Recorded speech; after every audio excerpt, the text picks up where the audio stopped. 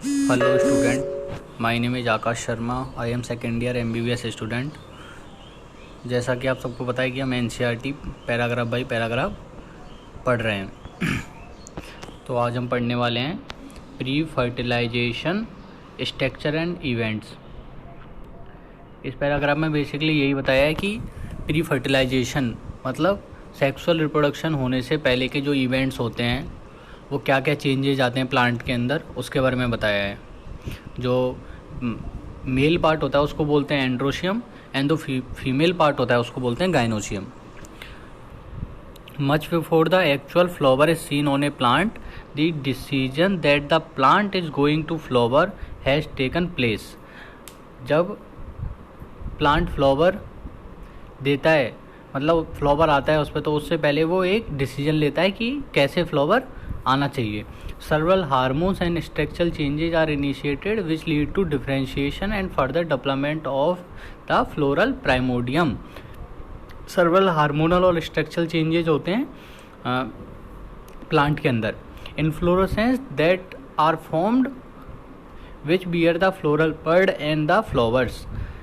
In the flower, the male and female reproductive structure, the androecium and the gynoecium differentiate and develop, which would recollect that the androecium consists of a whole of stamen. जो androecium है वो stamen को include करता है और represent the male reproductive organ and the gynoecium represent the female reproductive organ. हम second paragraph पढ़ेंगे. इसमें दे रखा है stamen, microsporangium and the pollen grain. मतलब इनके बारे में बताया है कि स्टेमन क्या होता है, माइक्रोस्पोंजियम क्या होता है और पॉलन ग्रेन्स क्या होते हैं.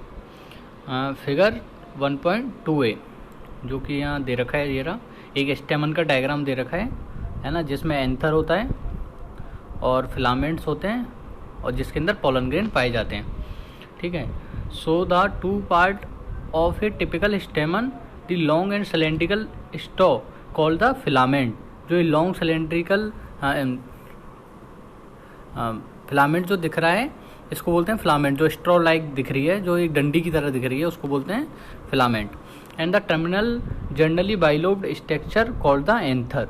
और जो बाइलोब्ड स्ट्रक्चर है मतलब इसमें जो दो लोब हैं, जैसे कि दो बॉल को बीच में से काट के जोड़ दो तो उसको बाइलोब्ड बोलेंगे. ठीक है. तो ये ऐसा एंथर होता है. The proximal end of the filament is attached to the thalamus. जो ये एंथर है जिसका प्रोक्सिमल पार्ट है वो थैलेमस से जुड़ा होता है फिलामेंट के थ्रू. ठीक है. और the petal of the flower, और वो एक पेटल से जुड़ा होता है. जो हमने पहले डायग्राम देखा था कि पेटल सेपल होते हैं, तो उनसे जुड़ा रहता है ये एंथर लास्ट में, है ना. The number and length of stamen are variable in flower of different species. Different species में इसकी लेंथ भी डिफरेंट हो सकती है. If you were to collect a stamen each from 10 flower each from different species or arrange them on a slide, you would be able to appreciate the large variation in size seen in nature. यदि आप different flowers का different species के different flower का collect करते हैं anther, तो उसकी length different होगी. ठीक है. लेंथ में बहुत ज़्यादा वेरिएशन देखने को मिलेगा. अब अपन ने carefully observation of each स्टेमन under A dissection microscope and making NEET diagram would elucidate the range in shape and attachment of anther in a different flowers. A typical angiosperm anther is bilobed with each lobe having two theca. अब जैसे bilobed है, दो lobe हैं, तो उसके अंदर भी सब डिविजन्स होते हैं और दो लोब शो करता है. हर लोब के अंदर दो लोब होती हैं. They are dithecous. Often a longitudinal groove run lengthwise separating the theca. Let us understand the various type of tissue and their organization in the transverse section of the anther. यदि हम anther का transfer section लेते हैं तो हमें कौन कौन सी layer देखने को मिलेंगी वो हम देखेंगे फिगर 1.3a में, जो कि मैं आपको शो कर देता हूँ. ये दे रखा. इसमें देखो फर्स्ट लेयर है एपिडर्मिस, सेकेंड लेयर है एंडोथिकम, थर्ड लेयर है मिडिल लेयर और माइक्रोस्पोर्स जो कि अंदर होते हैं, और फिर मदर सेल्स हैं और टैपिटम लेयर बहुत काम की होती है. ये इसके बारे में अपन आगे पढ़ेंगे, है ना. तो ये लेयर का सीक्वेंस नीट में भी डायरेक्टली यहाँ से पूछ लिया जाता है कि किस सीक्वेंस में लेयर्स प्रेजेंट होती हैं।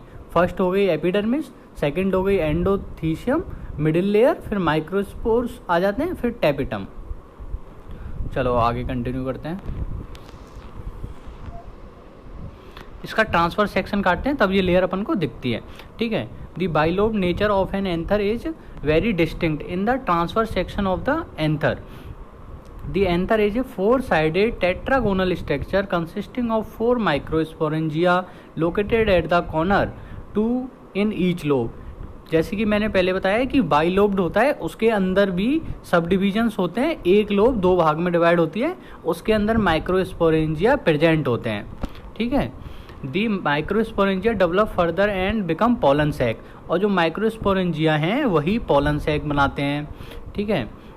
They extend longitudinally although the length of an anther and are packed with pollen grains, और वो pollen grain के रूप में पैक हो जाते हैं लास्ट में मैच्योर होने के बाद। स्ट्रक्चर ऑफ माइक्रोस्पोरेंजिया यहाँ से हम कल कंटिन्यू करेंगे, आज के लिए सिर्फ इतना ही।